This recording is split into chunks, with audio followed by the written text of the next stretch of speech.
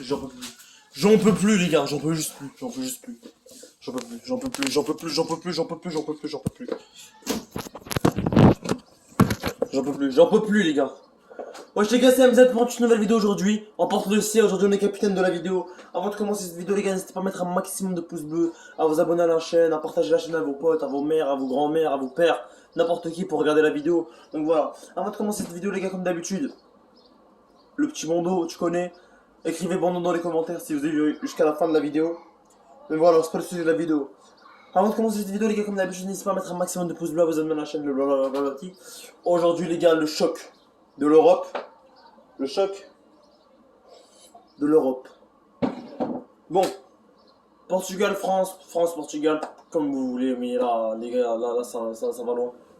Ça va loin du sens où, les gars, ce match, c'est peut-être le match déclic de ma chaîne, du sens où j'ai déjà fait beaucoup de matchs, vidéos sur Ronaldo, beaucoup de vidéos sur Mbappé, et peut-être que ça va faire beaucoup de vues. Donc voilà, je tiens à programmer qu'il y aura, Inch'Allah, il y aura beaucoup de vues.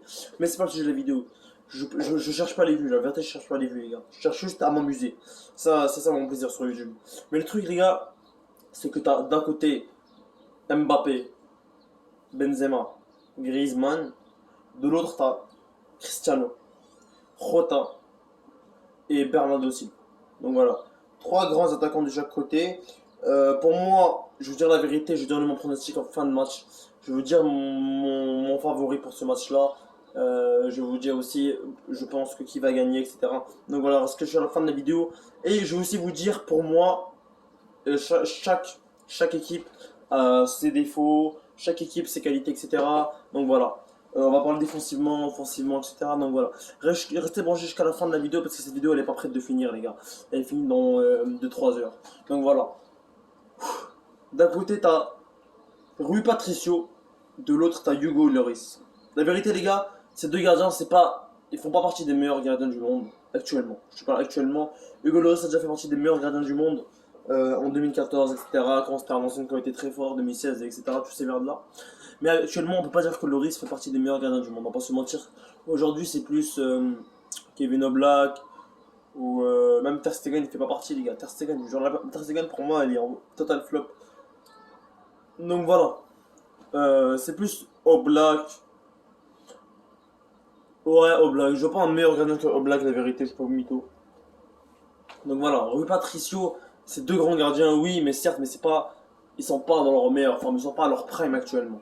C'est pas le Rui Patricio de 2016 qui a arrêté les parades de l'équipe de France en finale, c'est pas lui. Donc voilà, pour moi, le meilleur gardien entre les deux, ça reste Hugo Lloris. Voilà, donc 1-0 pour la France.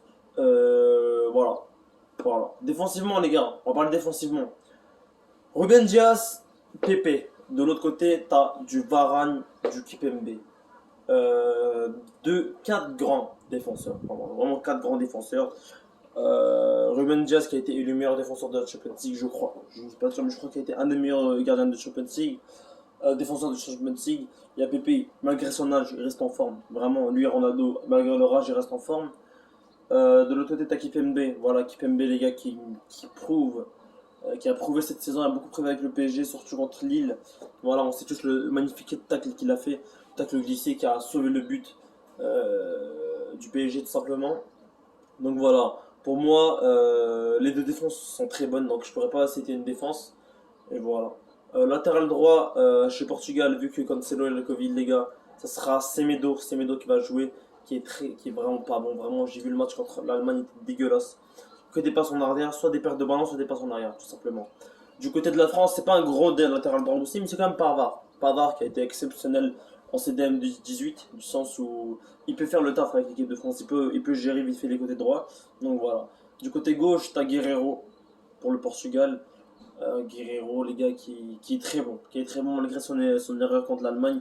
Je trouve quand même que ce mec il est bon. Donc voilà, on va pas dire de plus. Du côté de la France, t'as Hernandez, je crois. C'est vraiment dommage qu'ils mettent pas Théo Hernandez. Vraiment dommage qu'ils mettent pas Théo Hernandez. Pour moi, Théo Hernandez, les gars, pour moi, Théo Hernandez, c'est le meilleur latéral gauche actuel. Je vois pas un meilleur latéral gauche que Théo Hernandez. Milieu de terrain du Portugal, les gars. Les trois milieux de terrain. Moi, je mettrais du Renato Sanchez, du Bruno Fernandes, du Paulinho. Pour moi, je trouve que c'est les trois les trois milieux qui méritent d'être titulaires au Portugal. Donc voilà. Bruno Fernandes, j'ai envie de lui laisser une seconde chance, malgré qu'il a merdé le dernier match. J'ai envie de lui laisser une seconde chance. Les trois milieux de l'équipe de France, ça va sûrement être Rabiot, Pogba, Kanté. De ce côté-là, je trouve que le Portugal a un meilleur milieu de terrain, du sens où il est équilibré. Rabiot, je sais pas trop qui fait quoi dans le 11 de la France. En attaque, c'est ça qui fait peur. D'un côté, t'as Cristiano Ronaldo, Diego Jota et Bernardo Silva. De l'autre, t'as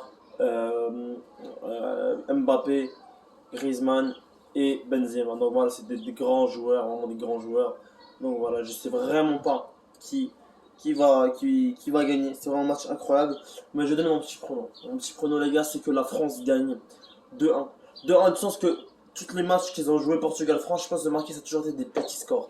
Donc ça risque de se répéter. Des petits scores 1-0, la dernière fois la France a gagné. Après c'est 0-0, après le Portugal avait gagné 1-0. Donc voilà, ça a toujours été des petits scores. C'est pas deux équipes qui marquent beaucoup contre eux. Donc voilà, 2-1 pour la France.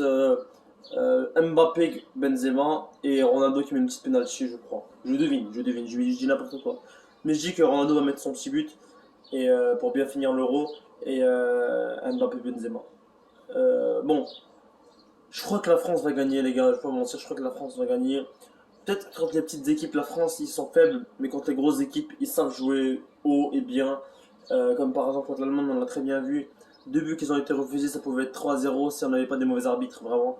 Ça pouvait être 3-0. L'arbitrage aussi était dégueulasse contre l'Allemagne-France. Il aurait dû avoir une penalty pour la France. Donc voilà. C'est tout pour cette vidéo, les gars.